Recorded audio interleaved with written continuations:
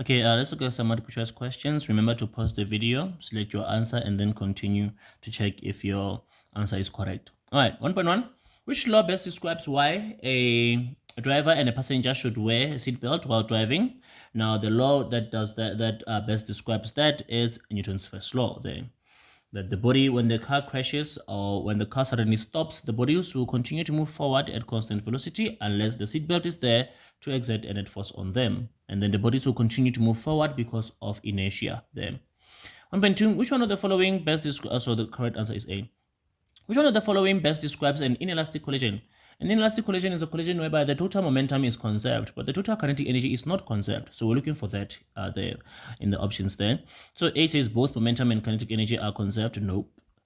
B, the total kinetic energy is not conserved. Yes, but the total linear momentum is conserved. Yes, there is an inelastic collision there. So C says neither kinetic energy nor momentum is conserved. D says kinetic energy is conserved, but the total linear momentum is not conserved. No, the correct answer is B. The total kinetic energy is not conserved while the total linear momentum is conserved. That is an inelastic collision there. Okay.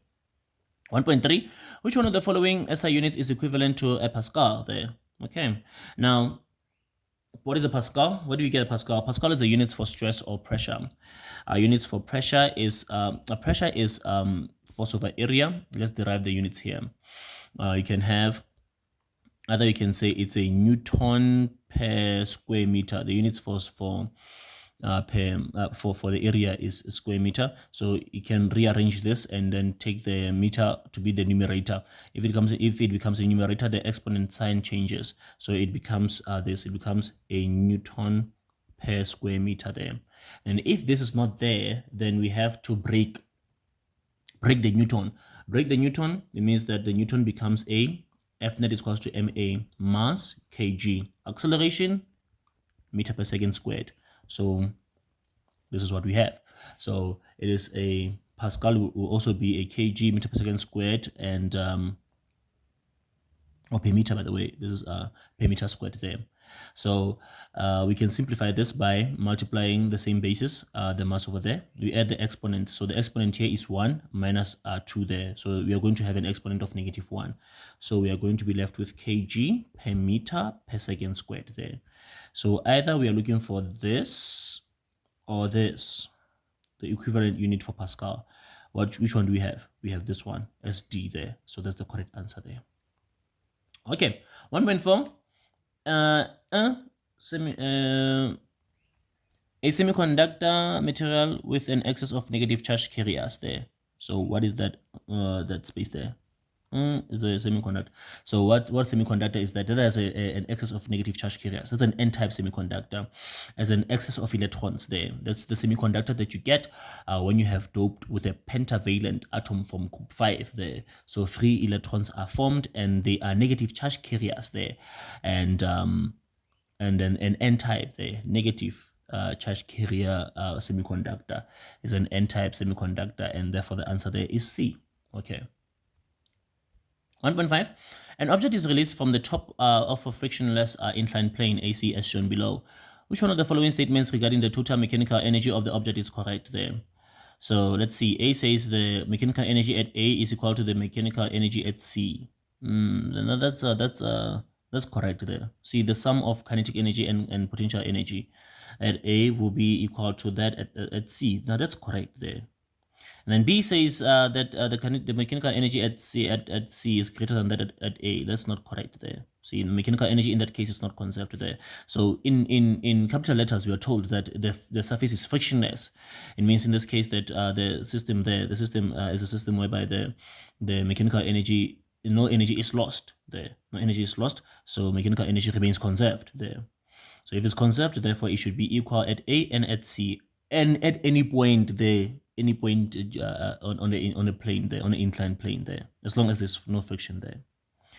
So C says that it's the opposite of B, and they're both incorrect because C is saying that at A is greater than at C, but they are equal. And then D says they're equal, and it's it's negative. That's not correct there. So A is correct. They are equal, just equal. 1.6. Which one of the following is incorrect with reference to the 20W50 viscosity grading then. So let's see then. A says that 10-20-30 oil has a lower viscosity when cold than a 20W50. Now that's correct. You see that the 10 there next to the winter there, is telling that the viscosity, or is saying that the viscosity is indicating the viscosity when it is cold. It's lower than that one of 20 there when it's cold there. So A is correct. We're looking for an incorrect statement. B says 20 indicates the viscosity as rated at 0 degrees Celsius. Now that is also correct there. It's correct at low temperatures. This, the number next to the winter, is showing us the viscosity at low temperature at 0 degrees. And then 50 here indicates the viscosity rated at 100 degrees Celsius at high temperatures. So also that 50, that one is correct as well. C is also correct there, the number over there. And then D says the 10W 30 oil has a higher viscosity when cold than that of, you see, D contradicts A. We say A is correct, therefore D is incorrect. So D is saying that the 10W is greater viscosity than the 20W is not correct there. All right, at 1.7, heavy lifting work is often accomplished by shifting liquids in big machines. The power system of such machines can be described as, now this is hydraulics there, and the answer there is simply just C there. Okay. 1.8, two identical light bulbs are connected in parallel. Highlight identical light bulbs connected in parallel. Highlight parallel as shown in the diagram below. You would know that already that the current is divided, but the voltage is the same in a parallel circuit there. By highlighting that parallel there, you already have that in mind. And then which one of the following voltmeter readings is correct there? B is correct. The voltmeter reading V1 is equal to V2 because in parallel the voltage is the same, it's constant there.